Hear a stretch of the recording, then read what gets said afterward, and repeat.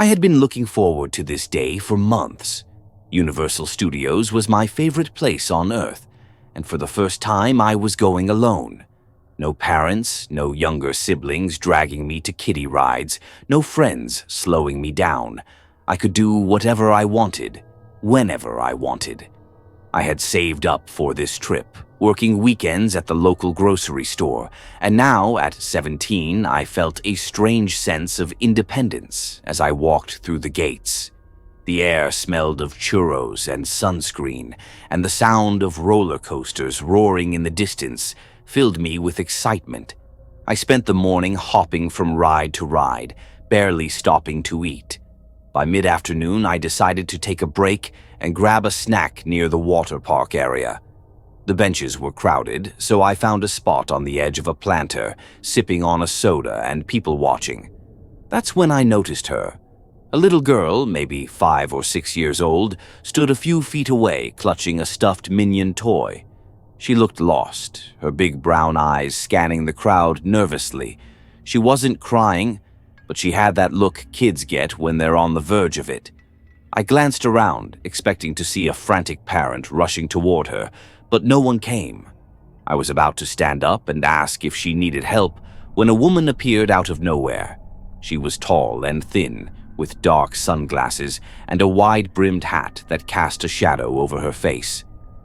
"There you are, sweetheart," the woman said, her voice sugary sweet.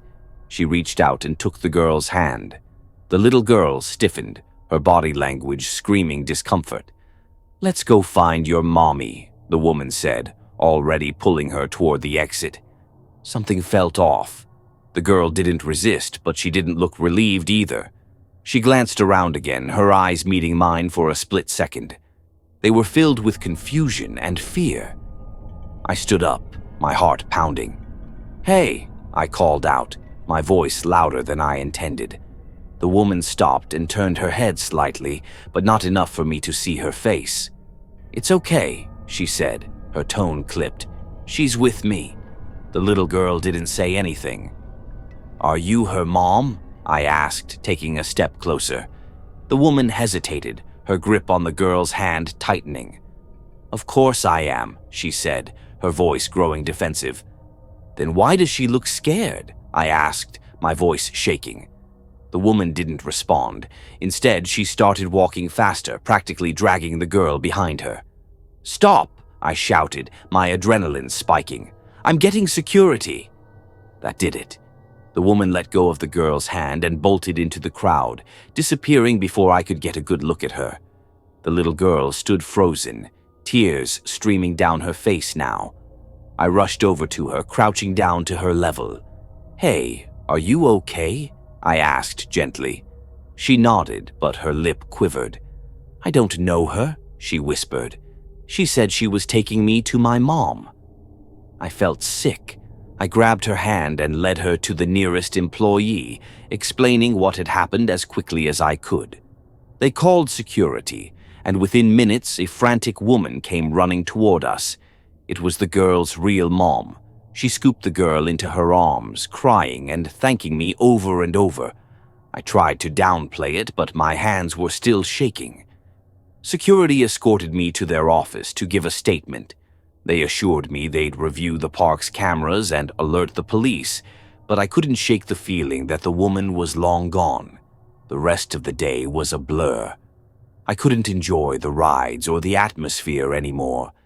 Every time I closed my eyes, I saw the little girl's terrified face and the way the woman's hand gripped hers like a vice. When I got home that night, I told my parents what had happened. My mom hugged me, saying she was proud of me for stepping in, but I couldn't stop thinking about how close it had been. What if I hadn't been paying attention? What if I had dismissed the uneasy feeling and looked the other way? The scariest part wasn't the woman's actions. It was how easily she had blended into the crowd, how normal she had seemed. I still go to Universal Studios sometimes, but I can't help scanning the crowd, looking for anything out of place. Because now I know, monsters don't always look like monsters. Sometimes they just look like people,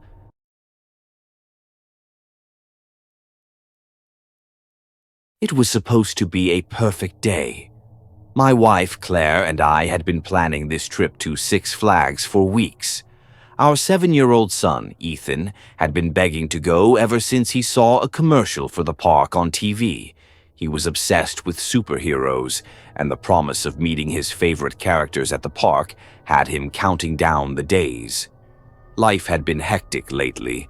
I was working long hours at the office, and Claire was juggling her own job with taking care of Ethan. We hadn't had much family time, so this trip felt like a chance to reconnect. We arrived at the park just as it opened, the morning sun already beating down on the asphalt.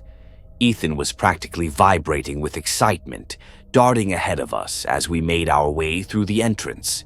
Claire kept reminding him to stay close, but he was too excited to listen. The first few hours were perfect. We rode the carousel, splashed around in the water park, and took goofy pictures with the costumed characters roaming the park. Ethan's favorite moment was the roller coaster themed after his favorite superhero. His laughter as we sped down the track was contagious, and for the first time in a long while, I felt genuinely happy. By mid-afternoon, the park was packed.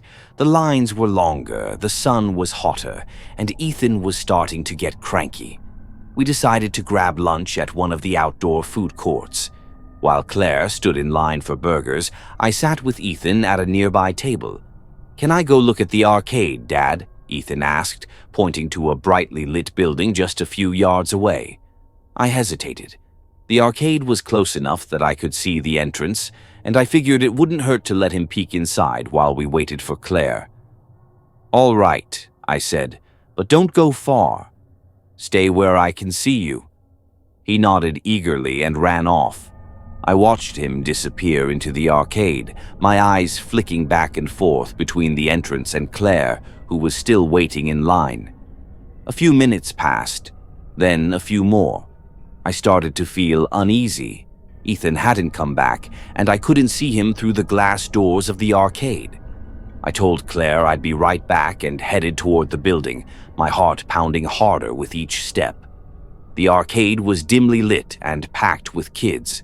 The flashing lights and blaring sounds of the games made it hard to focus. I called Ethan's name, but my voice was drowned out by the noise. That's when I saw him. He was at the far end of the room, standing with a man I didn't recognize. The man was tall, wearing a baseball cap and sunglasses, and had his hand on Ethan's shoulder. They were heading toward a side exit. "Ethan!" I shouted, my voice cracking. Ethan turned, his face lighting up when he saw me. The man's grip on his shoulder tightened, and he started pulling Ethan toward the door. "Hey, stop!" I yelled, shoving my way through the crowd. The man glanced back, his face partially obscured by the cap and glasses. Then he let go of Ethan and bolted through the exit. I reached Ethan and grabbed him, pulling him into a tight hug. He was shaking, his eyes wide with fear. "Are you okay? Did he hurt you?" I asked, trying to keep my voice steady. Ethan shook his head. "He said you told him to take me to the car," he whispered. I felt a wave of nausea. I took Ethan back to Claire, explaining what had happened as quickly as I could. Her face went pale, and she immediately flagged down a park employee. Security arrived within minutes, and they took our statement while other staff searched the area. The man was gone. The park security team reviewed the surveillance footage, but the cameras near the arcade had blind spots. They couldn't get a clear image of the man's face. The police were called and they took our report, but there wasn't much they could do.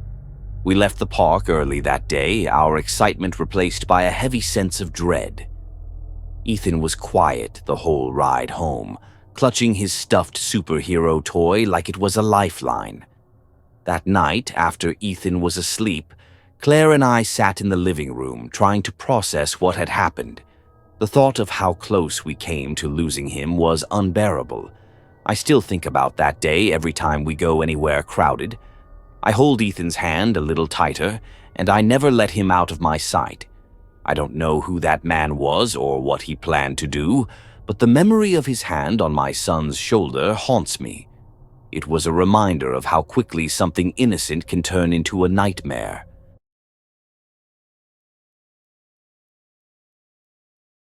I had promised my daughter, Lily, a trip to the amusement park for weeks.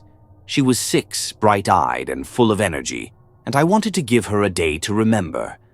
It was just the two of us. Her mom was working late, so I thought it'd be a good chance for some father-daughter bonding. The park was packed, as it always is on weekends. The smell of popcorn and cotton candy filled the air, blending with the distant screams of riders on roller coasters. Lily clutched my hand tightly as we navigated the crowds, her little face lighting up at every colorful booth and ride we passed. "Daddy, can we go on the teacups?" she asked, tugging at my arm. "Of course, sweetheart," I said, smiling. We waited in line, and when it was finally our turn, I helped her climb into one of the brightly painted cups. She giggled as the ride spun us around, her laughter infectious. For a moment, everything felt perfect. After the ride, Lily said she was hungry, so we headed to a nearby food stand for a hot dog and some lemonade. I let her pick a table while I placed the order, keeping one eye on her the whole time. She was only a few feet away, swinging her legs happily as she waited. The line moved slower than I expected, and when I turned back to check on her again, my heart stopped. She wasn't there. The bench was empty. Panic surged through me as I scanned the crowd, my mind racing. She was just there. I dropped the tray of food and started calling her name, my voice cracking. "Lily! Lily, where are you?" No response. I pushed through the crowd, my eyes darting everywhere. People gave me strange looks, but I didn't care. I shouted her name again, louder this time. Then I saw her. She was about 30 feet away, walking hand in hand with a man I didn't recognize. He was tall, wearing a faded hoodie and a baseball cap pulled low over his face. Lily looked calm, like she wasn't aware anything was wrong. "Lily!" I yelled, running toward them. The man turned his head slightly, saw me coming, and tightened his grip on her hand. Lily looked back at me, her face puzzled. "Daddy," she said, her voice barely audible over the noise of the park. The man started walking faster, pulling her along. "Hey, stop!" I shouted, my voice breaking. I pushed through the crowd, shoving past people who seemed oblivious to what was happening. My heart was pounding so hard it felt like it might burst. When I was just a few feet away, the man let go of her hand and disappeared into the crowd. Lily stood there, frozen, her eyes wide with confusion. I scooped her up, holding her so tightly she squeaked. "Daddy, what's wrong?" she asked, her voice trembling. "Who was that man?" I demanded, trying to keep my voice steady. She looked at me, confused. "I don't know. He said you told him to take me to the carousel." My blood ran cold. I looked around, but the man was gone. The crowd was thick, and he could have been anywhere. I carried Lily to the nearest security station, my hands shaking as I explained what had happened. They called the park's security team and started searching, but I knew it was too late. The man had vanished. The rest of the day was a blur. I kept Lily close, never letting go of her hand for even a second. The security team didn't find anyone matching the description I gave them, and no cameras had caught a clear view of the man's face. When we got home that night, I tucked Lily into bed and sat in the living room, staring at nothing. The thought of what could have happened made me feel physically sick. I still don't know who that man was or how he managed to get so close to her without me noticing. But every time I think about it, I'm haunted by the same question. What would have happened if I had turned around just a few seconds later?